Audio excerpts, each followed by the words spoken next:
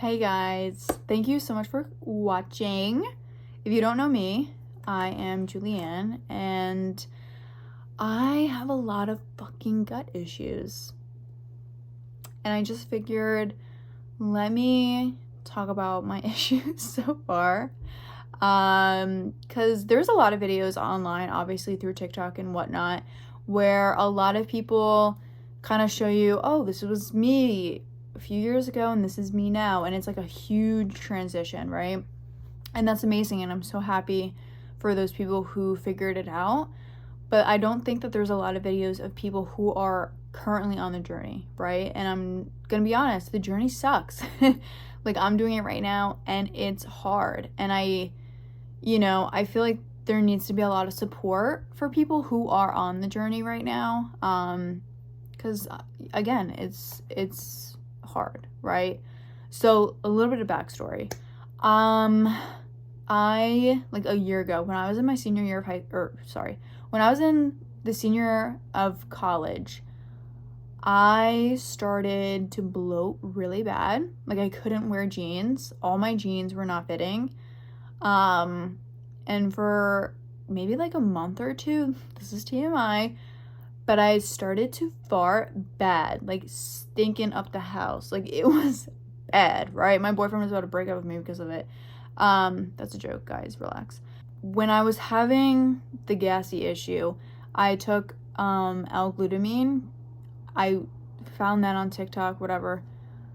So I started taking L-glutamine and it did work. I didn't really have the gassy issue anymore, but I was still bloated. Like, I didn't feel like I healed the problem, right? So since then, I've been trying to figure out what the freak is going on, because obviously nobody wants to live life like this. It's horrible, yada, yada, yada. So I kind of came to the conclusion on my own that I do have either some sort of SIBO or leaky gut. I feel like they low-key go hand in hand. And here we are. So those were the symptoms. It was bloating, some gas, and one other symptom, which I feel like is not as common, but I would always get, still kind of do, low-key, TMI, just whatever. I kind of get like, I would always get like yeast infections or like BV or something. And I always thought it was because I was on birth control, and I'm not on birth control now, and I will go into another video if you guys want me to about that. But I have taken birth control for a couple years, and I thought that was the issue. But then once I stopped, like, bro, I'm still having these fucking issues. So clearly it's not that, right? And I figured, I saw my gynecologist, right? And she said that there was bacteria that sometimes that leaked from my stomach into my coochie, and she gave me antibiotics for it. But she's a gynecologist. She's not familiar with like how the gut works and stuff like that. So she didn't give me like a couple rounds of this antibiotic to kill the bacteria. So it low-key made the symptoms a little bit worse. And then that's when I decided to go see a holistic health doctor, because I was like, bro, what is going on, right? But because she said that, makes me really pinpoint, oh shit, like, I actually do have leaky gut. Hello? It makes sense, right? So I saw a holistic health doctor. Expensive, by the way, and that's why I'm doing this journey by myself, because Lord. When I saw the holistic health doctor, we did a stool test and a blood test. Nothing really was wrong with like my hormones or anything at the time, and I haven't gotten a blood test since, and I'm actually getting one next week, so we'll see. But the stool test did show a shit ton of bacteria, bad bacteria, that was going on, right? So she gave me Biocidin, and let me grab it actually. Okay, so she gave me Biocidin, looks like this. So I took this until I finished it. I think it was like 2 pills twice a day. And then after I finished that, she said just move on to taking antibiotics. She said move on to taking probiotics. Listen, I did my research after that. Like, that's not what you should be doing, okay? If you have leaky gut, the main thing you need to wrap your head around is the fact that everything is going to come down to how you eat. Everything. I'm telling you. And when I was starting this journey, I didn't want to think about that. I didn't want to switch up my diet. I didn't want to stop eating, my chips and the bad foods and yada, yada, yada. I like drinking soda every once in a while. Like, I didn't want to stop doing that. So I was like, I don't need to do that. Let me just take my Biocidin and my probiotics and I'm good to go. No, I was wrong. 100% guaranteed, like, you need to fix your diet. 100%. So that's kind of what I'm doing now. That's one of the reasons why I'm not seeing that holistic health doctor. Plus, I'm pretty sure she doesn't work there anymore. So what I'm doing now is I'm on the low FODMAP diet. I'm actually in the reintroduction phase. And I did do this before. Yeah, I started the low FODMAP diet back in the summertime. Failed miserably because I'm stupid. And I did it like a few weeks before going on vacation. Like, I don't know what I was thinking. I thought I would be okay by that point. Like, no. Letting you guys know, if you do the low FODMAP diet, first of all, try it out because I definitely recommend. It does help when you eliminate all of the bad foods that you can't have because, like, believe it or not, like, that's probably why you're bloating. It's because of the high FODMAP foods that you're consuming every day, right? But it's a long journey.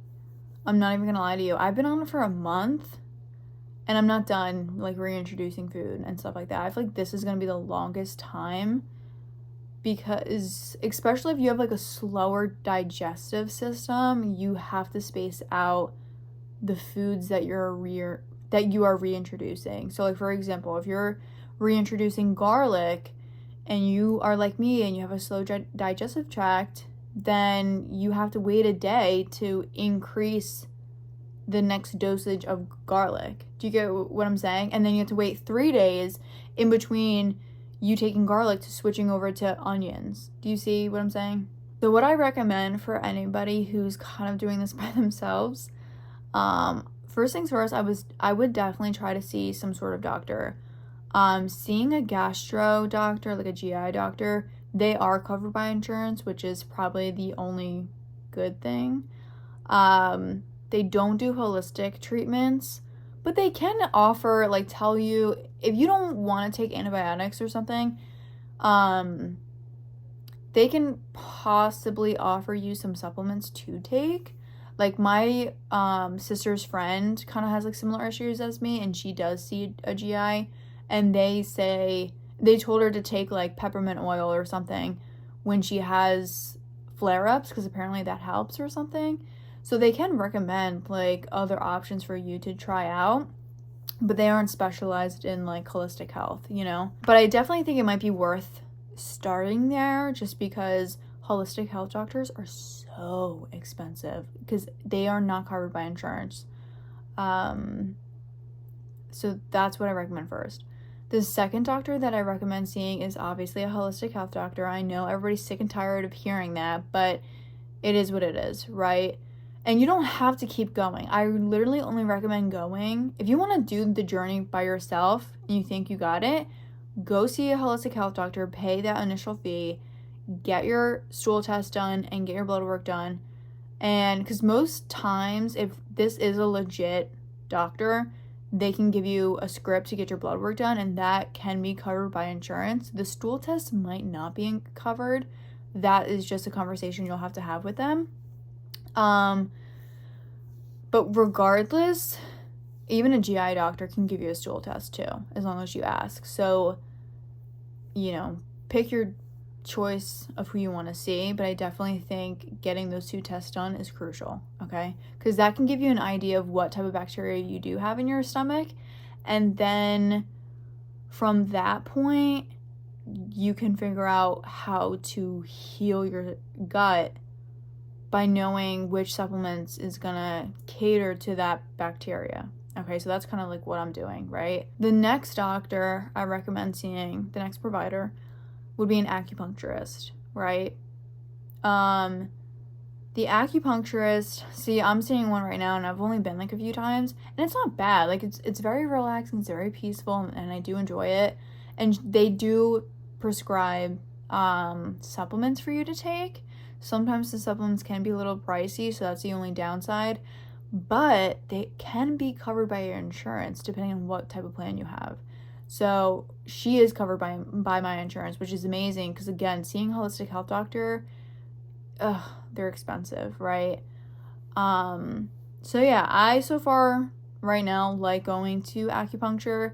It's not bad, and hopefully by going that can eliminate all the inflammation that is going on in my body. But for the most part, I'm doing my own research, which is kind of what you have to do if you don't have another choice. So that's what I'm doing right now. If you guys have any questions, please let me know, and I can make, more videos about this, and I can answer your questions obviously in another video.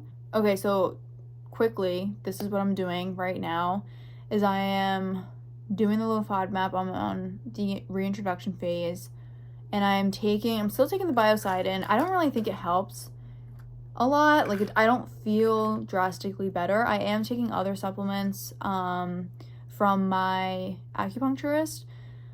So I am looking into taking, I think it's called allicin, which is like a form of garlic, because garlic apparently is really good for your stomach, and killing off bacteria. So I'm going to try to get that. I'm going to try to take NAC and oregano oil. That is really good to take as well. I don't think I noticed like a huge difference when I was taking it, but I definitely do recommend. So just a concise form of what I believe is the steps to healing a gut. You want to figure out the bacteria that you have in your gut, right? Do your own research, because obviously everybody has different shit going on. But mostly the main issue is just figuring out what is the root cause. Normally it's related to, like, if you had an excess of antibiotics previously, like, that's probably your answer. Like, that was my answer. Because when I was in college, I would get sick all the fucking time. Like, every month, pretty much, I felt like I had strep. And so my doctor, because it was, like, routinely, I would always show up to her and be like, I'm sick, give me some freaking antibiotics. She would just give it to me regardless of if I tested positive or negative for strep, right? But I also wasn't taking probiotics. So that's probably why I'm in this position, which sucks, but it is what it is. I can't take it back, right? So, yes. The first step is to figure out your bacteria, what is going on, okay? Obviously compare it to the symptoms that you are experiencing, but 9 out of 10 times I feel like everybody has leaky gut. That's just what it is, leaky gut / SIBO. Figure out what is going on by taking blood test and a stool test, okay? Second step is to going on the low FODMAP diet, taking out dairy, gluten, onion, garlic, all the high FODMAP foods, and I can make a whole nother video about this.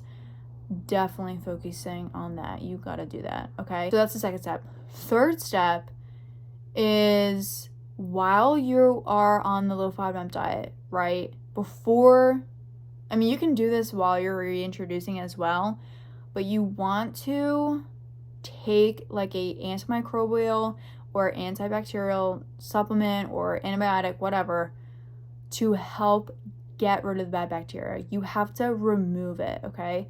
So that's why I recommend taking like the Biocidin or the oil of oregano or the allicin, something to just get it out, okay? If you want to do some sort of like detox too, because I think NAC is kind of like a detoxifying agent, so I do recommend trying that. So you want to get rid of the bad bacteria, okay? And then once you do that, the fourth step is to rebuilding the gut lining. So you want to take L-glutamine, 100% L-glutamine. Take something, if you do have like low stomach acid, take HCl to rebuild your stomach acid. What else? There's so many others that I can list off that I'm just like drawing a blank for, but those are the biggest ones to take, especially L-glutamine. That's huge. So once you do that and you notice you're starting to feel a little better, then you can introduce a probiotic, because most times people introduce a probiotic too early and it doesn't do anything. You don't want to take a probiotic and like an antimicrobial at the same time, because then you're depleting the good bacteria, if that makes sense. And then the fifth step is really just maintenance. So once you figure out the foods that you are experiencing symptoms for, you can still eat them, because not having garlic or onion for the rest of your life does not seem fun. And it's in everything, like every chips, whatever you want to buy, even salad dressing, it's in fucking everything. It's hard to avoid, right? So I recommend don't eat 2 triggering foods in one day, because then you're gonna be all types of messed up. Okay, have one a day and maybe skip a day and eat fairly well. Try not to have that same triggering food the next day or whatever, and just kind of space it out. You don't want to overload your stomach by going back to how you're eating before. That's not the purpose of this, right? The purpose of fixing your gut is to low-key have a new life, have a new lifestyle, because you don't want to fix your gut, basically have it healed, and then eat the same way as you were before and treating your body the same way as you were before. That's just not going to get you anywhere, right? Then you're going to be in the same position, even worse probably. So I recommend spacing out your triggering foods. Yeah, if you're going to eat if you're going to eat out and you don't know what's in the food necessarily, you don't know the ingredients and stuff, or if you're even eating at home and you're having a bigger meal, or you are going to have something that contains your triggering foods, then take a digestive enzyme, so it just helps your stomach break down the food easier. Having bone broth at this point, colostrum is really good. You can even have that at the step before, number 4 or whatever, number 3. Just finding new ways to maintain your gut health at this point. This is what you're trying to do at the end. And that's pretty much it. I mean, that's all the research that I kind of conducted myself. Obviously, do your own research. I'm not some sort of specialist or doctor or nothing. But again, I'm just on this journey myself, and I'm just figuring it out. And whatever information I have, I'm going to share with you guys, because it's hard to do this by yourself. And to see, as I said before, to see specialists, it's expensive as shit. So it's not everybody can do that. But yet you want to feel better and get to a healthy place. So hopefully we can all be supportive and give each other feedback and support and whatnot. Whatever information you guys have, please share it. And again, if you want me to go talk about anything, answer some questions, whatever, please let me know. But that was pretty much it. That's just my that's my journey so far, and I'm still on it, as I said. So yep, that's it. Thank you guys so much for watching. As always, subscribe, whatever. And yeah, I'll see you in my next one. Bye.